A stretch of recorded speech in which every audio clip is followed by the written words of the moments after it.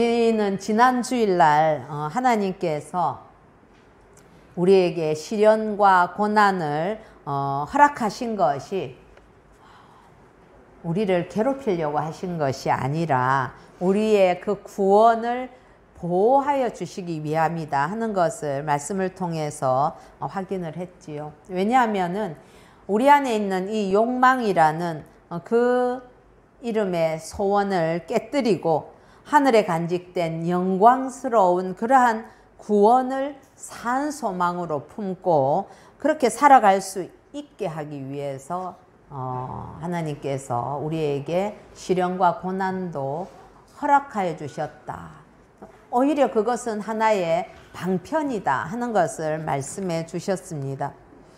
우리 성도들은 여러 가지 시험과 고난을 겪으면서 결국 우리 자신이 깨어지고 그래서 더 성숙해져서 마침내는 그 영광스러운 즐거움으로 우리 주님을 기뻐하고 보지 못하는 그 주님을 믿게 되고 사랑하게 되고 그래서 마침내 그런 믿음의 결국인 영혼 구원을 받게 된다 하는 이 소망을 우리가 붙들어야 된다. 그런 말씀을 나누었습니다. 우리가 9절까지 살펴보았는데 10절부터 12절까지 내용은 이 구원이라는 것은 어떤 것인가, 어느 정도로 놀라운 것인가 이야기하기를 구약에 있는 선지자들이 그렇게 부지런히 살폈어도 그들은 직접 예수 그리스도를 통한 이 구원의 놀라운 은혜를 경험하지 못했지요.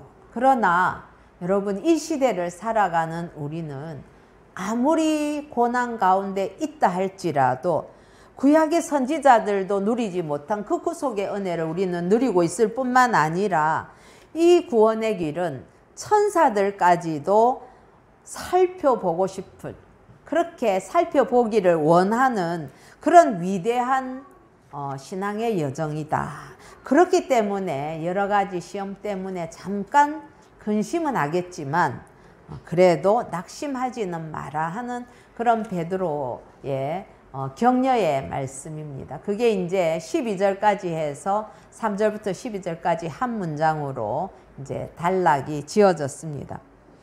우리가 보았던 이 앞단락은 성도의 정체성 그리고 구원에 대한 어떤 종말론적인 그런 관점에서 이야기하는 것이었다면은 이제 오늘부터 우리가 시작하는 한 3장까지 가는 이 내용들은 이미 이루어진 구원과 그리고 또 장차 임할 그 구원을 근거로 해서 그 구원을 받은 백성, 그 하나님의 택한 자녀들, 그런 성도들은 어떻게 그럼 살아야 되는가 하는 것을 우리에게 가르쳐 주고 있습니다. 그런데 여러분 오늘 보니까 베드로는 이 베드로 서신이 고난 중에 있는 성도들을 위로하는 그런 목적이 있다고 했는데 굉장히 뭔지 모르지만 아주 단호하고 무언가 좀 강하게 어필하는 어조들과 내용들이 나오는 걸 볼 수가 있습니다. 예를 들면 우리 13절에 보면 마음의 허리를 동이고 근신하라 이런 표현도 있고요. 그 다음에 14절에서 16절까지는 두 번이나 반복해서 거룩한 자가 되라 이제 이런 말씀도 나오고 17절에서는 너희가 나그네로 있을 때에 뭐 편하게 뭐 이렇게 안락하게 이런 단어는 없고 두려움으로 지내라 이런 강조의 말씀이 있기 때문에 그런 것이죠. 이런 어떤 단호한 표현들은 베드로전서가 고난 중에 있는 성도들을 위로하기 위해서 써진 편지라는 것을 생각해 볼 때 이건 조금 우리의 생각을 벗어나는 그런 분위기다 하는 걸 알 수가 있습니다. 여러분 안 그렇습니까? 우리가 위로한다 이러면은 통상적으로 여기는 뭐 단호하게 넌 그러면 안 돼 뭐 그렇게 말하지 않지 않습니까? 뭐 이렇게 해 그렇게 명령적으로 안 하지요. 예, 안 하고 굉장히 따뜻하고 또 이해하는 말 그리고 격려의 분위기가 예상되는데 지금 이 문장들은 그런 분위기가 아닙니다. 예. 그런데 여러분, 베드로가 괜히 이렇게 단호하게 이야기를 하겠습니까? 그거 다 이유가 있는 것이죠. 여러분, 지금 이 베드로의 서신을 받아서 듣고 읽고 있는 사람들의 형편이 어떻습니까? 이 사람들은 지금 굉장한 고난을 겪고 있는 사람들입니다. 어떤 고난이냐 하면 예수를 믿는다는, 예수를 그리스도로 믿는다는 그 신앙, 그 믿음 때문에 이방인들에게 비방을 듣고 욕을 먹고 있고, 때로는 재산과 집을 뺏기기도 하고 쫓겨나기도 하고, 그러면서 흩어져서 자기 고향에 마음 편히 살지도 못하고 신앙의 자유를 따라서 흩어져서 살고 있는 그런 나그네 같은 상황이기 때문에 그렇습니다. 뿐만 아니라 어떤 형제는 그렇습니다. 지금 옥에 갇히기도 했습니다. 예. 여러분, 우리가 지금 우리 신앙생활 하고 있는데 우리 교우 중에 한 사람이 신앙을 지키려고 하다가 감옥에 갔다. 우리 마음이 어떨 것 같습니까, 여러분? 때로는 어떤 사람은 목숨을 잃기도 했죠. 순교를 당하기도 했다는 말입니다.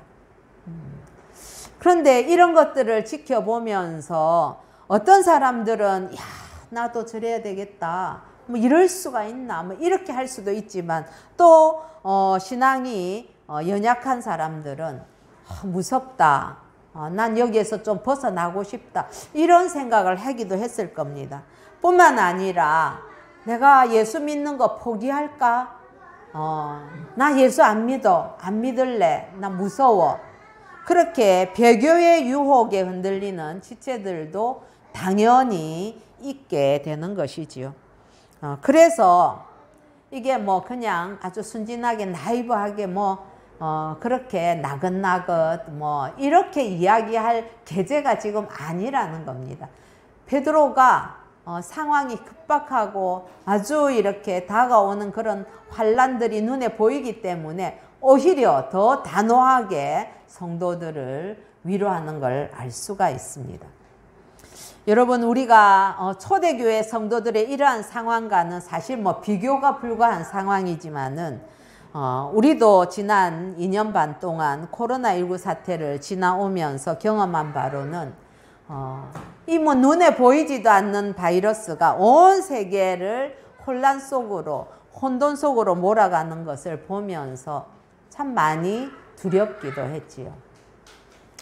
뿐만 아니라 초기에 그 중국에서 수많은 사람들이 죽어가고 또 유럽에서 미국에서 많은 사람들, 특히 노인들이나 기저질환이 있어서 연약한 분들이 이 코로나로 인해서 죽어가는 모습을 바라보면서 이게 도대체 뭔가 하는 그런 두려움이 몰려왔던 것도 사실입니다. 그러나 여러분, 우리가 코로나 질병보다도 더 무서운 것은 무엇이었습니까? 그건 교회를 향한 비난, 질시, 오해 이런 것들이 사실은 우리가 입 밖에 내지 않아서 그렇지 그게 속으로는 우리는 더 많이 아팠었지요. 예배를 마음껏 드릴 수 없는 그러한 안타까움이 더 고통스러웠고, 찬송과 기도와 말씀의 소리가 넘쳐야 나야 되는 이 교회가 외부의 눈치를 보면서 소리 죽여가면서 살짝 몰래 왔다 가는 것처럼 띄엄띄엄 안고 그렇게 하면서 적막강산처럼 되어가는 모습, 그게 얼마나 주님 앞에서 우리가 마음이 아팠습니까? 그런데 여러분, 그런 것들보다 또 더 마음 아픈 게 있었습니다. 그건 뭐냐 하면은 믿음이 연약한 지체들이 그만 하나씩 떨어져 나가는 그러한 모습이었습니다. 우리 교회는 사실은 정말 제가 생각할 때는 너무 하나님 앞에 감사한 것이 이 코로나 때문에 신앙적으로 크게 영향을 받고 믿음을 잃은 그런 경우는 거의 없다고 봐야 되지요. 그러나 다른 교회들 보면은 기존에 출석하던 교인들의 30% 이상은 다 빠져나갔다고 하거든요. 교회마다 청년 세대들, 청년들이 이제 큰 교회들도 정말 찾아보기가 진짜 눈을 씻고 찾아봐야 될 그런 지경에 이르렀고, 또 청소년들이나 어린아이들이 떠드는 소리가 사라지고 있는 그런 상황이지요. 우리 신앙의 어떤 발걸음을 멈추거나 주저앉히게 하는데 2년 반이란 세월은 결코 짧은 시간들이 아니었습니다. 충분히 그럴 수 있는 긴 아픔의 시간이었습니다. 믿음이 연약한 지체들은 순례자의 길을 함께 걸어가다가 그만 주저앉거나 곁길로 나가서 목표를 잃고 헤매는 그런 상황 가운데 처한 자들도 많이 있습니다. 말하자면 이거는 예수 믿는 그 의미가 무엇인지를 잃어버렸다는 것이죠. 그래서 어떤 학자들은 그렇게 얘기를 합니다. 이 코로나19로 인해서 하나님께서 교회를 향한 메시지들이 있는데 한번 그 하나님의 저울에 그 믿음들을 달아본다는 거죠. 그래서 알곡과 가라지를 갈라내는 그러한 어떤 과정의 의미도 있지 않을까 조심스럽게 그렇게 예측하기도 합니다.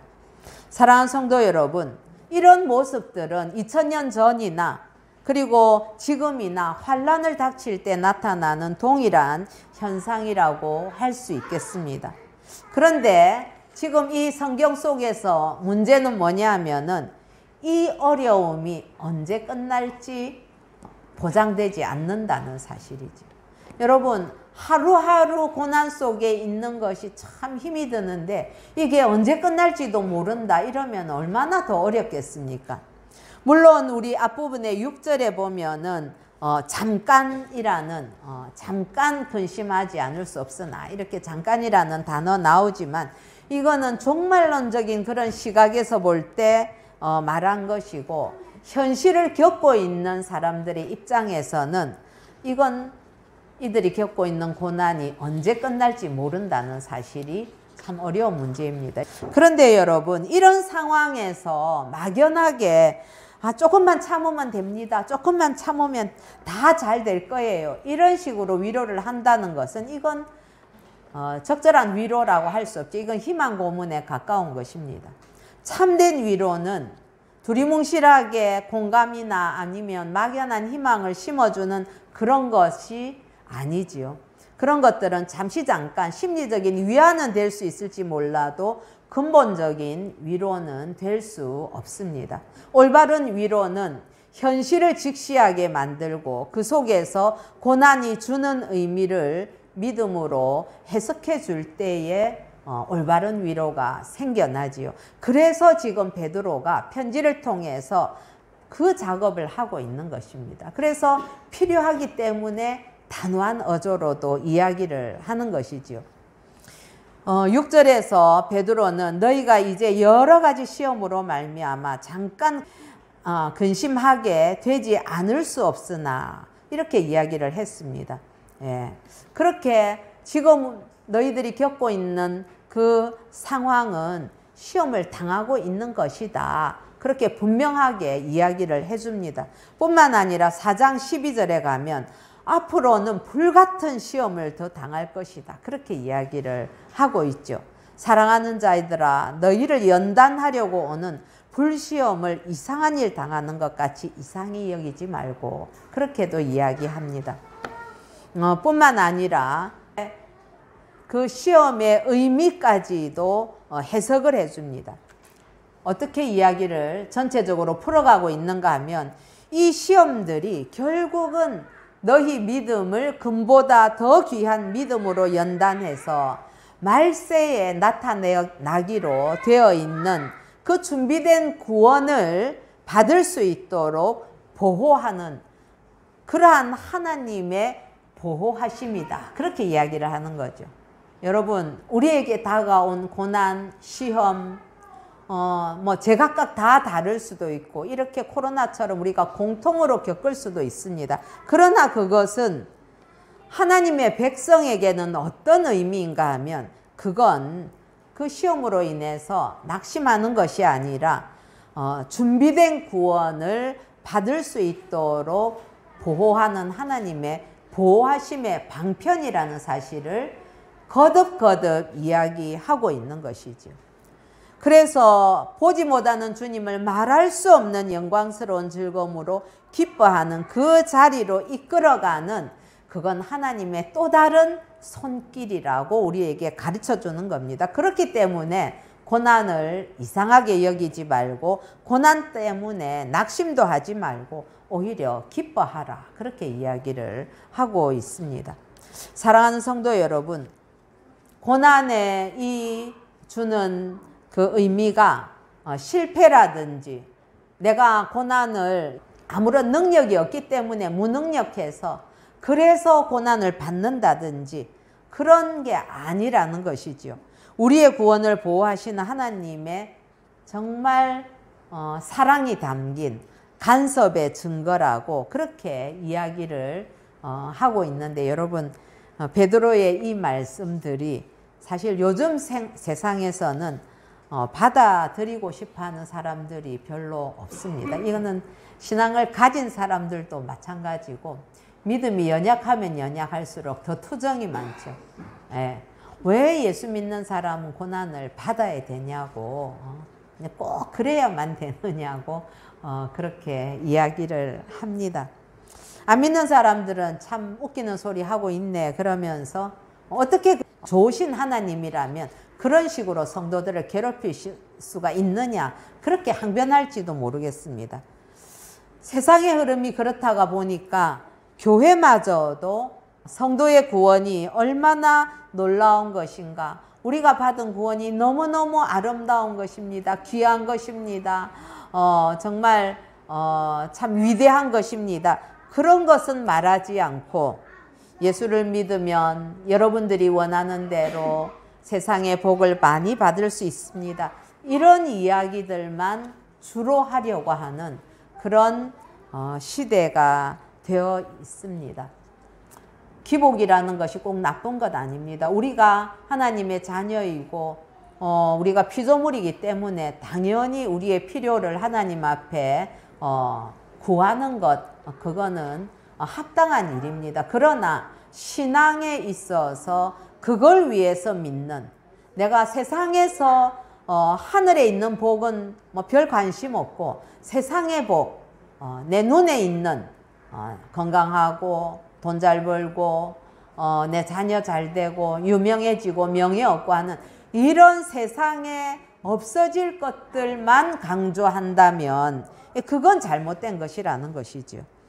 그런데 여러분, 성경 말씀은 우리에게 명확하게 가르쳐 주시기를, 저와 여러분에게 주어진 이 구원이라는 것이 얼마나 대단한 것인가 하면, 창세전에 계획된 하나님의 예정 안에서 모든 신적인 지혜와 능력과 그 하나님의 사랑과 하나님의 열심이 나타나서 우리 각 사람에게 적용된 것이 바로 우리에게 주어진 구원이다라고 우리에게 가르쳐 주고 있는 것이죠.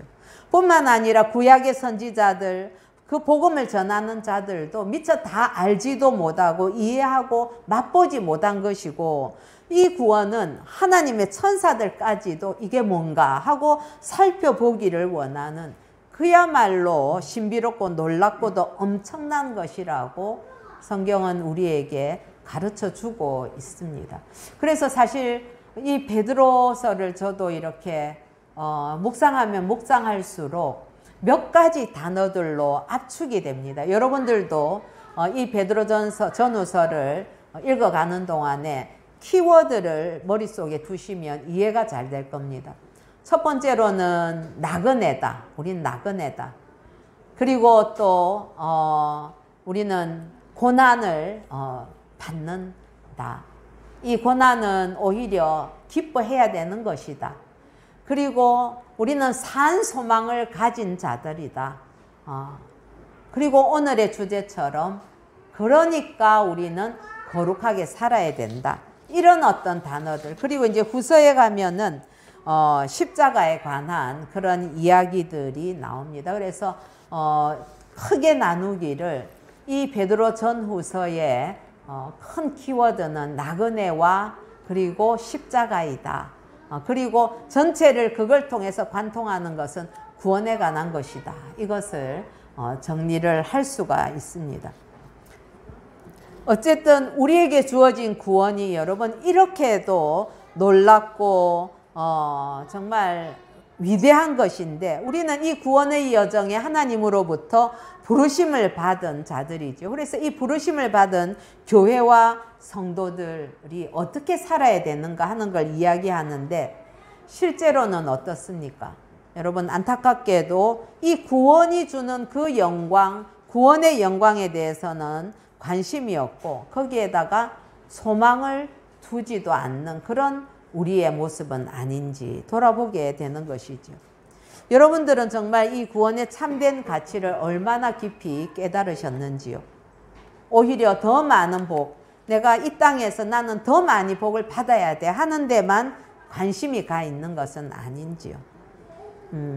우리에게 있는 이 죄성으로 인한 허망함, 이런 것들이 이 구원에 대해서는 별 관심이 없고 오히려 세상 것에 여전히 관심을 두고 있게 하는 그런 안타까운 현실이구나 하는 것을 깊이 느끼게 되지요.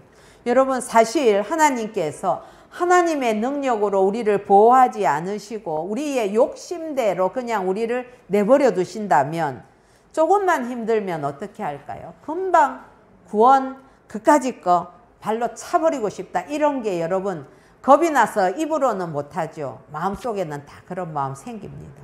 예. 순간적으로 그런 마음들이 확 들어옵니다. 그러니까 저도 제 마음을 이렇게 들여다보면서 참 가증스럽다.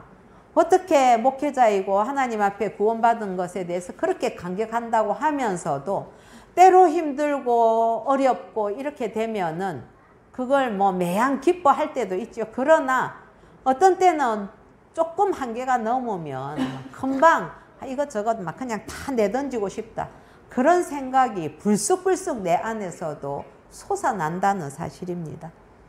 그래서 정말 썩고 더럽고 쇠하여질 이 세상 것들에 다시 마음을 빼앗기고 마는 그런 연약하고 무능한 존재가 저와 여러분 아니겠습니까? 우리가 은혜로 구원을 받았음에도 그렇다는 사실입니다. 이게 구원받지 못한 사람들의 실상이 아니라 이미 구원받았는데도 우리의 실상이 그러하다는 것이지요. 사랑하는 성도 여러분, 그래서 이런 우리에게 필요한 것이 무엇이냐? 그게 바로 시험과 연단이라는 것이죠. 고난이 필요한 것입니다. 시대에 따라서 또 각자의 상황에 따라서 형태는 다르지만은 여러 가지 시험을 우리에게 허락하신 것은 우리의 마음을 헛된 것에서 돌이켜서 하나님께서 주신 그 구원의 산 소망에 우리의 마음을 집중하게, 주목하게 하기 위한 하나님의 은혜로운 간섭이라는 사실입니다. 그렇기 때문에 성도 여러분, 우리는 성도는 고난을 당할 때에 내가 지금 하나님 손에 붙들려 있구나. 그래서 복된 그 구원의 완성을 향해서 가는 중이구나 하는 것을 붙드시기 바랍니다. 그래서 더욱더 그 다가오는 그 구원의 완성, 그 영광, 그것을 바라보면서 더 단단하게 흔들림이 없이 믿음의 그 길을 걸어가야 하는 것이지요. 이 단호한 어조가 아니면 이 거룩한 순례의 길에 부름받은 부르심의 소망을 잊어버리거나 나약해지거나 낙심하기 때문에 베드로가 그렇게 단호하게 이야기를 한다, 이 말입니다. 우리 13절 한번 읽어보십시다. 시작. 그러므로 너희 마음의 허리를 동이고 근신하여 예수 그리스도께서 나타나실 때에 너희에게 가져다 주실 은혜를 온전히 바랄지어다. 저도 참 편안한 말이 나올 줄 알았는데 여기 보면은 베드로는 그렇기 때문에, 우리가 구원받은 백성이기 때문에 그러면서 너희 마음의 허리를 동이고 근신해라 이렇게 이야기하죠. 그리고 앞으로 다가올 그 은혜를 바라봐라 이야기를 하는 것이죠. 여러분, 베드로의 그 간절한 음성이 들리십니까? 저는 이 말씀들을 준비하면서 그런 목표를 갖게 되었습니다. 그래, 우리가 이 땅에서 신앙인으로 살아가는 동안에 우리에게 다가오는 어려움들이 있을 수 있습니다. 지금은 앞으로 세계가 전체적으로 혼란 속으로 이미 들어가기 시작했고, 이 기간이 앞으로도 꽤 일정한 기간 우리에게 주어지게 될 것입니다. 여러분, 그럴 때에 그것을 이겨낼 수 있는 근거가 뭐냐 하면은, 내가 돈을 좀 많이 갖고 있다고 해서, 좀 건강이 있다고 해서, 그리고 뭐 적당하게 신앙생활 종교적으로 하고 있다고 해서 그래서 해결될 문제가 아니라는 것이죠.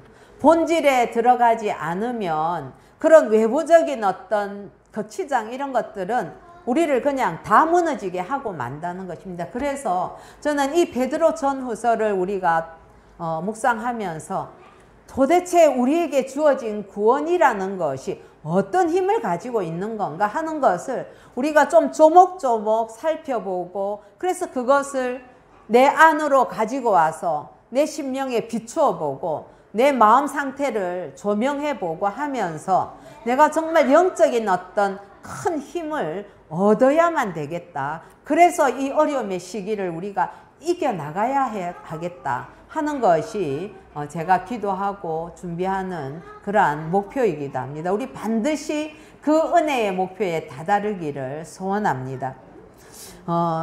제가 말씀을 준비하면서 참 좋은 그러한 비유를 발견하고 나누고 싶었습니다. 뭐냐 하면 구원은 이동이라는 것입니다. 지리적인 이동이 아니라 영적인 이동이고 가치관의 이동이다. 그렇게 표현을 하는 것이지요.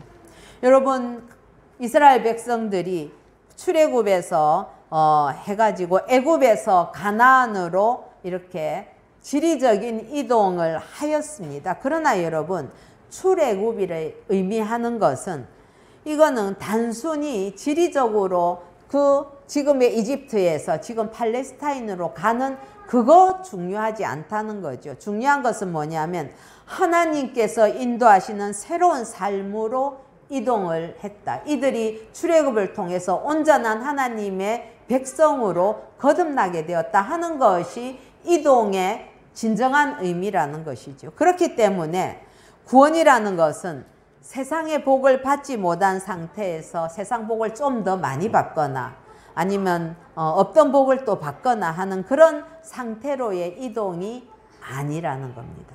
내가 구원받았다는 것은 없던 복 받고 아니면 있던 복 좀 더 많이 받는 그런 게 아니라는 것입니다. 구원받았다고 해서 여전히 세상 속에서 누가 더 잘 되나, 누가 나보다 더 잘 사나, 뭐 이런 차원으로만 자기 인생을 바라본다면, 그리고 거기에서 묶여서 헤어나오지 못한다면 그건 하나님께서 우리에게 허락하신 그 구원의 가치에 대해서 전혀 이해하지 못할 뿐만 아니라 구원에 오히려 역행하는 것일 수 있다는 사실을 여러분 그거 간과하시면 안 됩니다.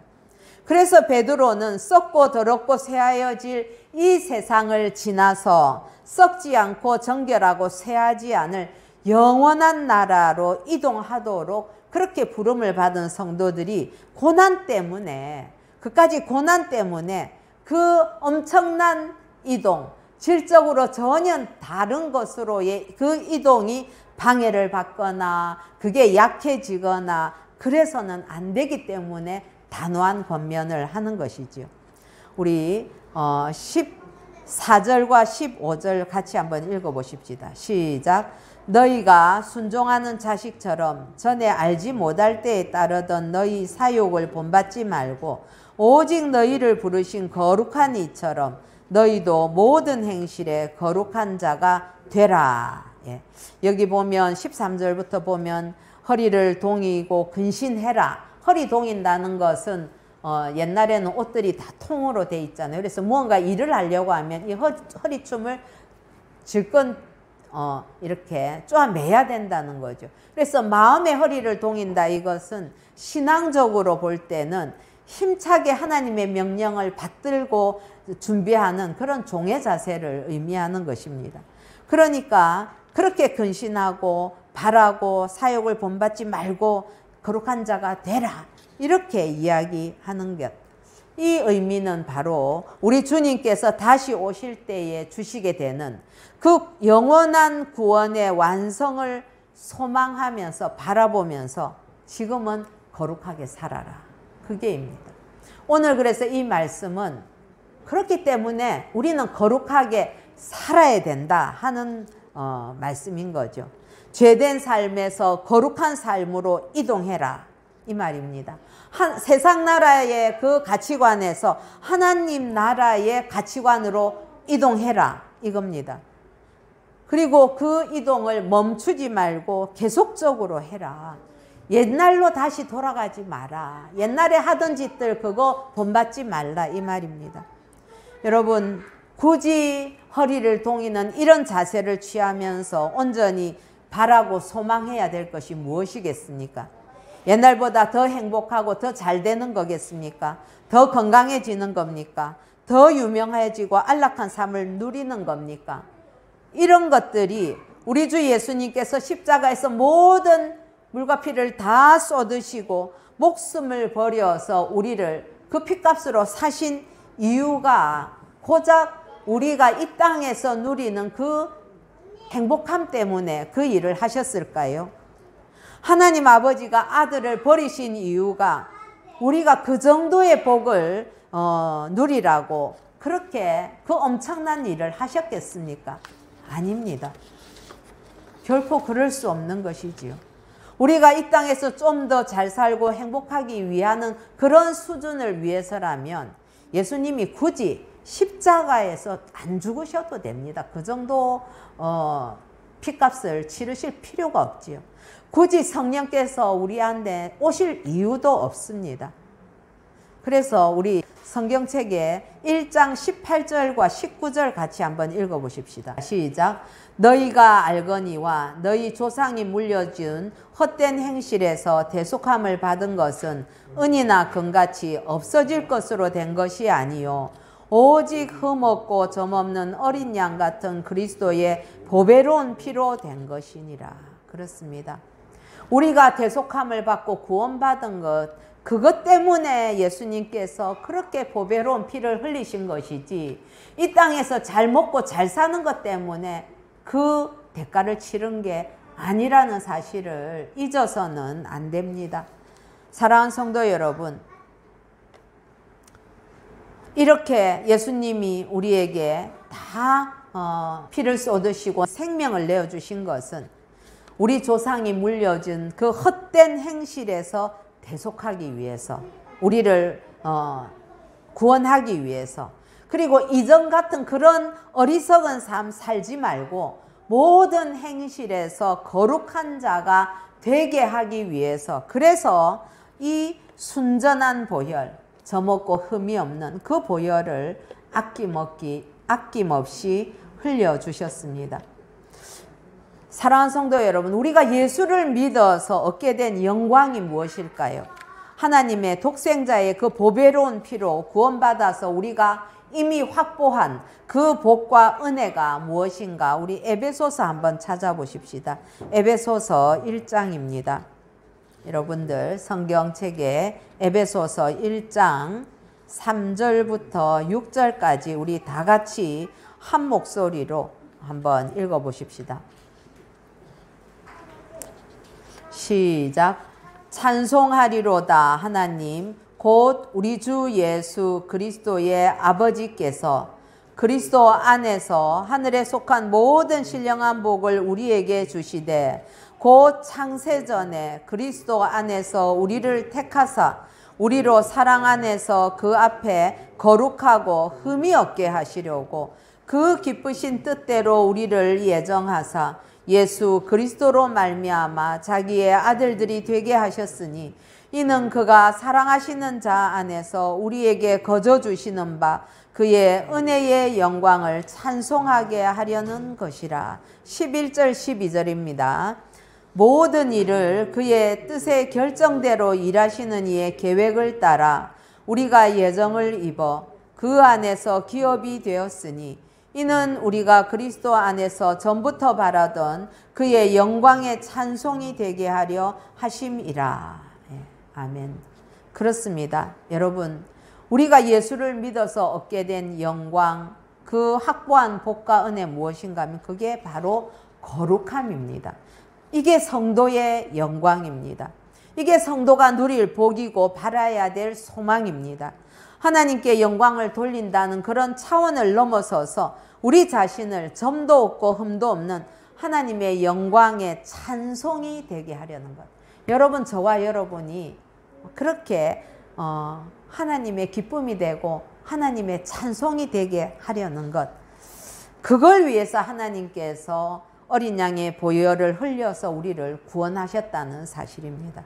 그걸 위해서 성부 하나님이 성자 예수를 십자가에 내어주셨고, 아들은 아버지의 뜻에 기꺼이 순종해서 십자가에서 죽으셨고, 아버지는 아들을 그렇게 내버리셨던 것입니다. 그걸 위해서 또한 성령이 오신 것이지요. 사랑하는 성도 여러분, 우리의 구원이라는 것이 그냥 천국 가는 티켓 한 장 얻는다, 이런 가벼운 수준이 아닙니다. 우리의 구원은 그렇게 대단한 것입니다. 성부, 성자, 성령께서 모든 것들을 다 쏟아 부어서 우리에게 주어진 것, 그게 구원이라는 사실이죠. 그걸 잊지 말아야 되는데 이 소중한 것을 너무 쉽게 잊어버리고 이전에 따르던 그 사욕을 본받아서 살아가는 저와 여러분이 아니었습니까? 6월절 어린 양의 피로 구속을 받았다면 속히 애굽을 떠나서 약속의 땅, 하나님이 인도하시는 땅으로 이동해야 마땅하지요. 만약에 집에 있는 것 아깝고 이래서 6월절 그 어린 양의 피로 살아남았다고 합시다. 그런데 모두가 다 온 이스라엘 백성들이 대오를 지어서 가는데 그거 가지 않고 이동 안 하고 있으면 그가 구원에 참여할 수가 있겠습니까? 마찬가지 의미입니다. 여러분, 그래서 거룩함은 구별됨입니다. 다르다는 거지요. 구별된다는 것은 예수 믿고 이전보다 더 잘되고 세상복 받는 게 전부라면은 세상과 교회와 다른 게 뭐가 있겠습니까? 세상도 그걸 원하고 교회도 그걸 원한다면 그건 거룩함, 구별됨이라고 말할 수 없는 것이지요. 그런 것에서는 거룩이라는 것이 드러나지 않습니다. 열심히 살고 열심히 믿는 게 전부가 아니라는 겁니다. 그 방향이 중요하고 내용이 중요하다는 것입니다. 그래서 허리를 동이고 정신을 차려서 하늘에 간직된 그 기업을 우리에게 가져다 주시는 그 은혜를 소망하는 거룩한 삶, 구별된 삶을 살라는 것이 오늘의 말씀입니다. 우리 17절 같이 한번 읽어보십시다. 시작. 외모로 보시지 않고 각 사람의 행위대로 심판하시는 이를 너희가 아버지라 부른즉 너희가 나그네로 있을 때를 두려움으로 지내라. 아멘. 여러분, 하나님의 판단이 어디에 있습니까? 참 이 말씀이 얼마나 감사한지 모르겠습니다. 하나님의 심판은 우리가 얼마나 성공하고 무언가를 이루었는가, 그 겉모습, 외모에 있지 않다는 사실이지요. 외모로 보시지 않는다 이 말입니다. 우리가 이룬 것들, 그 외양을 보지 않는다는 겁니다. 하나님께 그런 것들은 생각보다 그렇게 중요하지 않습니다. 오히려 얼마나 하나님의 말씀으로 가치관과 생각과 말과 그 삶의 목표가 달라져서 구별되어서 그렇게 세상과 구별된 변화된 삶을 살았는지가 그게 훨씬 중요합니다. 하나님은 바로 그걸 보시고서 우리의 삶을 평가하고 판단하시는 것이죠. 여기 각 사람의 행위대로 심판하신다 하는 이 의미는 우리가 율법적인 어떤 행위 이걸 의미하는 것이 아닙니다. 세상과 구별된 그러한 변화된 삶의 모습, 그걸 이야기하는 것이죠. 그렇기 때문에 나그네로 사는 동안에 경건한 두려움을 가지고 살아야 하는 것입니다. 사랑하는 성도 여러분, 거룩함은 구별됨이고 그래서 세상과는 달라지는 것입니다. 하나님은 세상을 변화시켜 주시기 이전에 우리 자신이 달라지고 변화되라고 말씀을 하시지요. 한두 번의 행동의 변화가 아니라 모든 행실 속에서 하나님의 사람으로 구비될 수 있도록 계속해서 달라지고 변화되는 그 과정을 살아라 라고 우리에게 주문하십니다. 그렇게 하기 위해서 구원받기 이전에 따라가던 그 사욕, 사사로운 욕심, 이걸 본받지 말고 말씀을 따라서 하나님의 뜻을 생각하고 그 생각을 펼쳐서 우리의 가치관을 형성하고 그것에 따라서 말과 행동과 습관과 성품을 훈련하여서 복종하게 하라. 그게 바로 거룩한 삶이라는 것이죠. 세상을 쫓아서 세상 형상을 따라 변질되는 것이 아니라 예수 그리스도의 형상을 따라 의와 진리의 새 사람으로 지으심을 입은 사람답게 무엇 입을까, 무엇 먹을까 그런 거 염려하지 말고 먼저 그의 나라와 그의 의를 구하라고 그렇게 우리에게 간곡하게 권면하는 것입니다. 그러면 우리에게 있어야 될 것이 무엇인지 다 알고 계시는 주님께서 이 세상의 모든 것을 다 가지신 주님께서 우리에게 뭘 아끼시겠습니까? 자기 자녀인데, 자기 백성인데 여러분 우리의 필요를 하나님께서 넉넉히 채우실 것입니다. 내가 내 필요를 채우는 것보다 비교할 수 없이 그렇게 넉넉하게 우리의 필요를 채워주시는 신실하신 하나님을 찬양합니다. 기도하십시다.